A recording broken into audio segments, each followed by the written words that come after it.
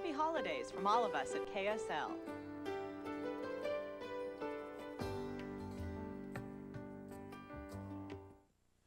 This week on Siskel and Ebert, Denzel Washington is an angel sent to help Whitney Houston's troubled husband in The Preacher's Wife. A family crisis forces Meryl Streep and Diane Keaton to confront the past in Marvin's room. And President Jack Nicholson presides over an all-star cast as Mars attacks.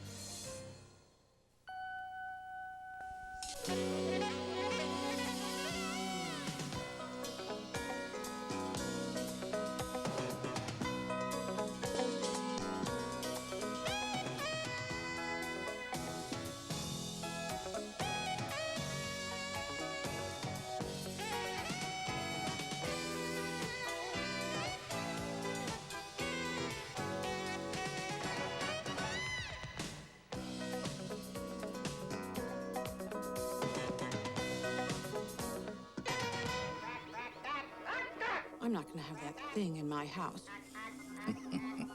Sweetie, we may have to. The people expect me to meet with them. Well, they're not going to eat off the vampire in China.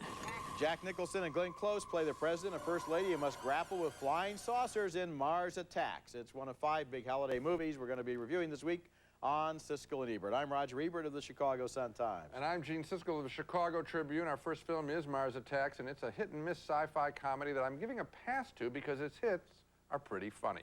The premise is that Martians visit Earth, and they're not at all friendly, catching everyone by surprise, including singer Tom Jones, right in the middle of his act in a Las Vegas showroom.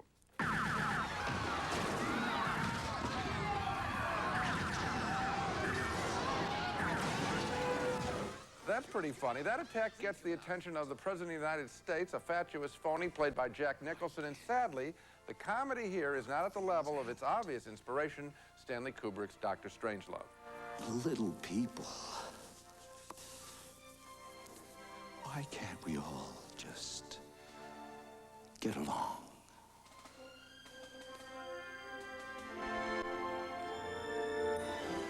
And here's another Strangelove wannabe sequence with the president and his gung-ho army chief played by Rod Steiger. The special effects and the creatures, however, are a lot of fun in Mars Attacks.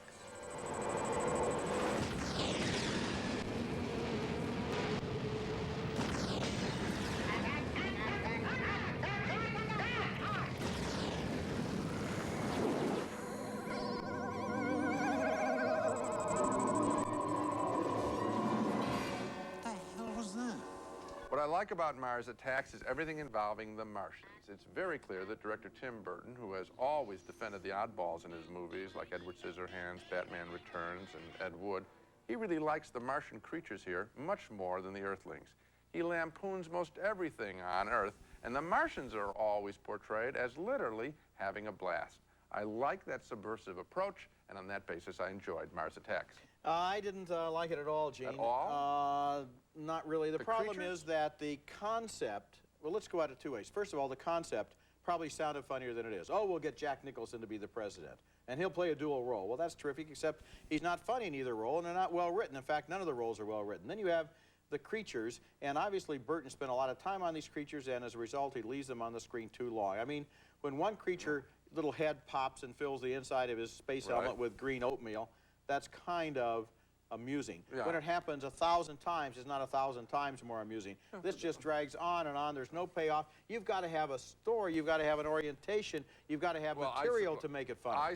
I supplied the orientation. I think that's what the movie is really about. That he likes these creatures more than the creatures on Earth. But you're right that there isn't a hard-driving story here, and the Strangelove stuff really just shows you how brilliant that film was. You know, his last movie, which was so good, was Ed Wood, and I think maybe this time he was trying to make an Ed Wood movie. No. This is not that bad, and the creatures are a lot of fun, and there's some very funny stuff. Ed Wood would have certainly been able to understand this film. Okay, next movie, and our next movie is a delicate and touching drama about dying, titled Marvin's Room.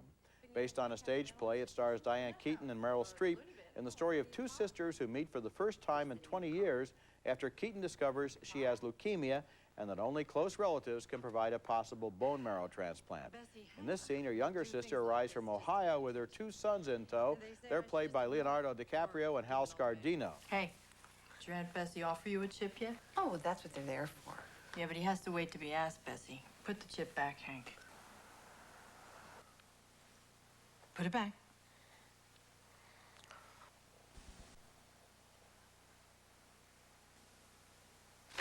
Put back the chip.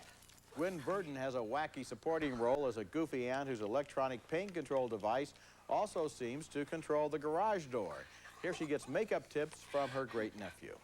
Oh, Charlie, what a good job. In the course of a week's visit, the two sisters open up a lot of old wounds so painful that they have not communicated in 20 years. You're supposed to take care of your family. I took care of my family. I raised 2 kids all by myself. Never even heard from you people. Now I am finally getting my life together. Nobody's going to take it away from me. The film finds a tricky balance between tragedy and humor, and a lot of the humor comes from Robert De Niro as the kind of doctor whose desire to be reassuring is somehow very frightening. Where did they put the whatchamacallit? The tourniquet? Yeah, that's it. Oh, I'm sitting on it. Marvin's room has some other important characters, including Hume Cronin as the sister's father, Marvin, who is also dying, and Dan Hedaya, wonderful as De Niro's nutty brother. It's fascinating how the movie is able to maintain a dry and zany sense of humor in the midst of its serious concerns.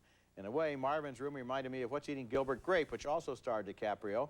Both movies are about families that are breaking up under the weight of mental and physical illness and yet still find ways to communicate and to laugh. I liked it. I liked it for the part dealing with the two sisters. I think that some of the other things, by the way, Dan Hedaya is wonderful. I mean, he's very good. This is a guy, because of Clueless, his whole career has blossomed and rediscovered a wonderful actor. But back to this picture, some of the stuff seems a little bit like everybody has a quirk, and it seemed overwritten. But when the story really kicks in and what it's really about with the two sisters, then I thought it was quite beautiful. And the notion that Diane Keaton says, and I think the heart of the picture is the line dealing with what a gift it is to be able to love someone, because the implication is that the dying father is a burden.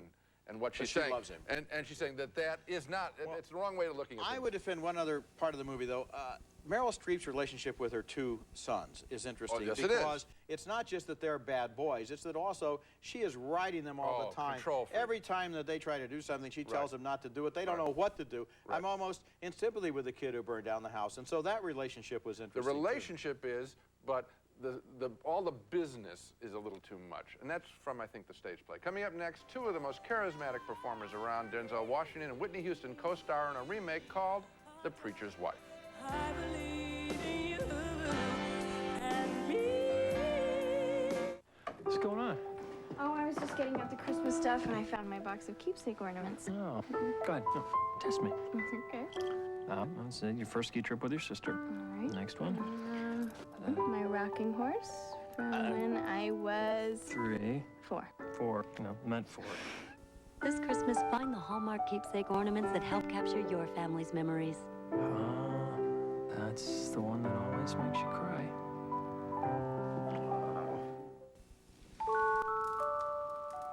Looking for a holiday gift that'll bring joy to your family 365 days a year? Look no further. Give an 18-inch dish on DirecTV, the leader in satellite entertainment. And now when you buy a DSS system and a year's subscription to DirecTV, you get a little holiday cheer of your own. $200 cash back. Dash over to your retailer now, before they're out.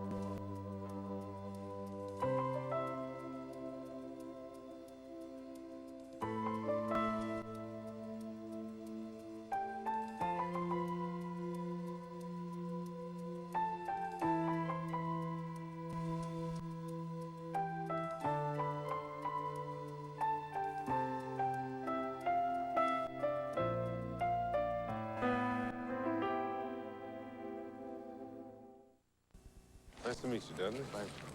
You a reporter? No. Social worker? No. No, I'm here in answer to your request.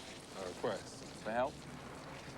Denzel Washington plays an angel sent by God to help a disbelieving reverend under duress in The Preacher's Wife. And at first, and for a long time thereafter, the preacher, played by Courtney B. Vance, doesn't believe Washington is really an angel, even though he's asked God for help in his struggle against a real estate developer who is threatening to demolish his church. Will you excuse me? Sure. Thank you. Wow. I'm sorry. I'll,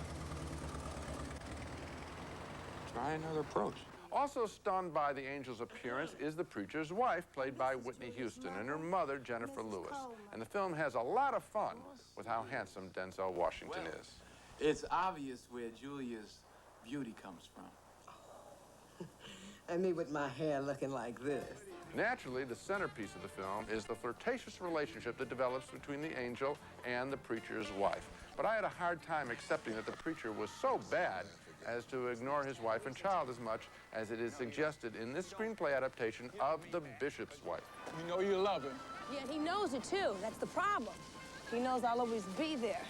Just like a pet. Ouch! See? God doesn't like ugly. All the attention given to his wife threatens the preacher, I guess as well it should. I want you to leave, now. Now? Yes, now. I don't think I can do that, Henry. Check the angel handbook. It says I can't leave until I'm through, I think. I liked a lot of the preacher's wife, but the character of the preacher himself I thought was badly written. I didn't understand his motivations most of the time. This is a remake, as I mentioned, of a 1947 movie, The Bishop's Wife, and if you're going to do an update on a 50-year-old movie, I think it could be grounded a little more in reality with good effect and still maintain the fairy tale quality of the film. So, thumbs up for me on The Preacher's Wife. It's hard to name a more appealing couple of stars than Whitney Houston and Denzel Washington, but I got a lot of problems with this picture. I give it a marginal thumbs up, too, and I had some of the same problems you had, and also I felt that Penny Marshall, the director, could have punched up the humor a little bit more. I mean, the villain isn't very bad. The jokes aren't... I mean, it could have, if she'd tightened the screws and not made it so laid back and sweet and warm-hearted and fuzzy, it could have been a great holiday movie instead of just a nice one. Well, let me ask a question that maybe people are wondering as they listen to us. We don't seem very enthusiastic about the movie. It's the people. It's Denzel and Whitney. They're worth the... He is appealing. There's nobody more appealing than him. Now, a theological problem. This guy cannot be an angel. Because he says he died 30 years ago. He's a human who came back from Earth. Humans don't get to be angels. Angels and humans are two different characters. Angels can't feel sexual feelings. So there's a big theological difficulty with this movie that I hope doesn't distract people too much, as it did me. Okay. Well, I wonder if you had the same concern about the preacher. Yeah. It doesn't make a lot of sense. Well, he's a plot point. The preacher is a plot point. He has to do it so that he can get better from having done it. When we come back, Kenneth Branagh's ambitious all-star film of Hamlet.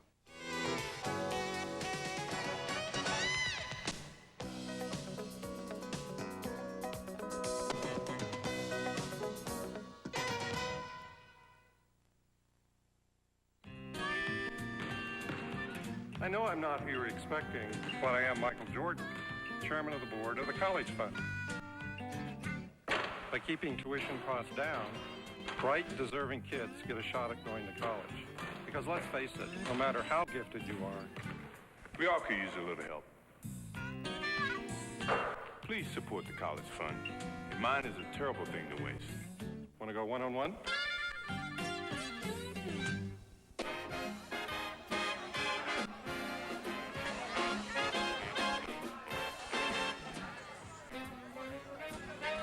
I don't know if you remember me, but I'm your lab partner in science. Anyways, I was wondering if you'd consider dancing with me.